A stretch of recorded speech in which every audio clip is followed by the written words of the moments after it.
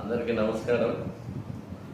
ఈరోజు రేపలలో పవన్ కళ్యాణ్ గారి వారాహి విజయభేరి సభ చాలా ఘన విజయం అయింది.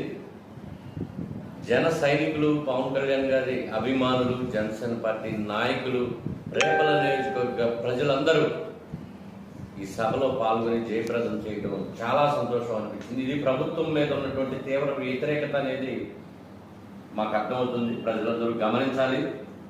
పవన్ కళ్యాణ్ గారు రాష్ట్ర అభివృద్ధి కోసం రేపల్లో వచ్చి ప్రజలను ఉద్దేశించి మాట్లాడి రాష్ట్ర భవిష్యత్తు కోసం నిలబడినటువంటి గొప్ప వ్యక్తిగా మనం చూడాలి. ఈ సభను ఇంత జయప్రదం చేసినందుకు ప్రతి ఒక్కరికి పేరు పేరున ధన్యవాదాలు.